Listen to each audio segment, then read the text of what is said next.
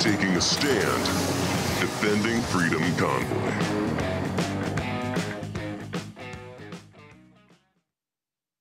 Welcome back to Washington Watch. Joseph back home sitting in for Tony today. For more than a week now, we've been following the trucker-led People's Convoy as it makes its way peacefully to the D.C. metropolitan area.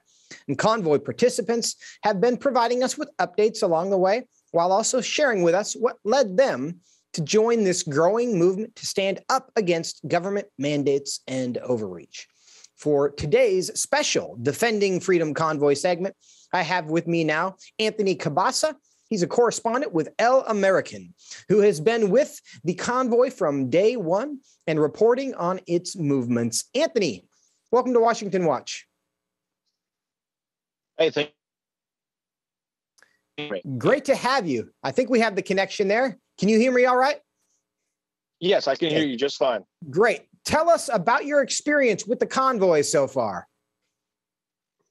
It has been amazing. We left Adelanto, California, February 23rd to Wednesday. We've been following it all the way to where we are now, arriving in Cambridge, Ohio. And then we are going to be ending it in D. It has been very peaceful.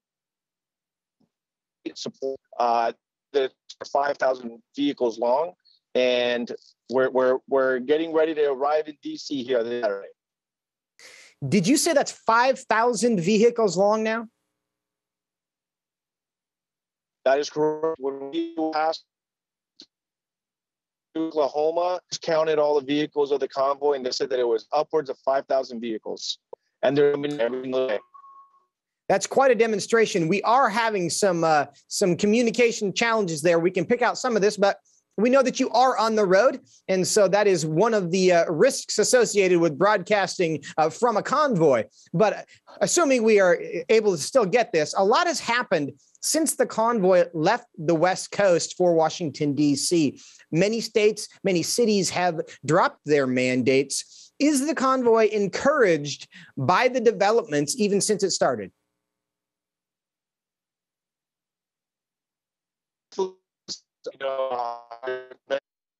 Okay, it looks like we are having technical difficulties there. We're talking to Anthony Cabassa, who's a correspondent with El American, and we're going to see if we can get him back. Do we have him back? Not quite yet.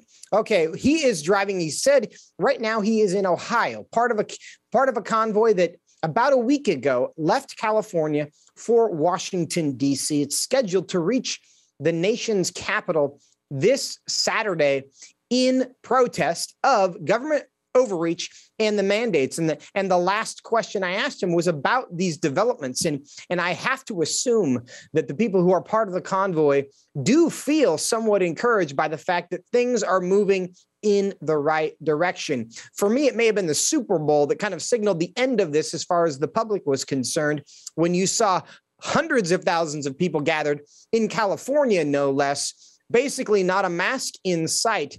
And I think it was a good signal to the rest of the country that we are over this. In recent days, we've seen major cities, New York, Boston, Philadelphia, cities who are doing away with their mask mandates for indoor use, which have been in place for months and in some cases, maybe even years now. But the developments are good. The convoy continues to move. I'm going to check and see. Do we have Anthony back with us? Okay, we're still working on that.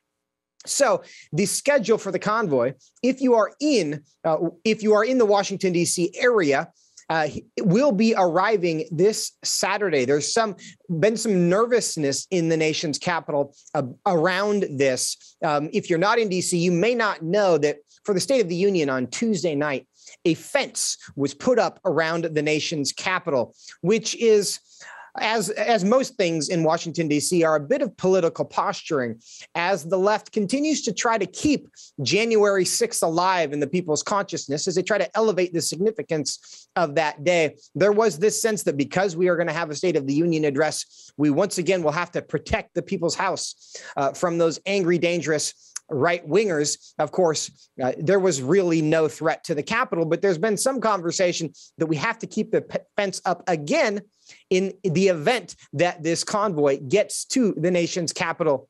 Will they assault the Capitol? Of course, the answer to that is no, but that's the narrative in Washington, D.C., that these people coming from the West Coast being joined all along the way. It looks like we have him by phone again. Anthony, are you with us?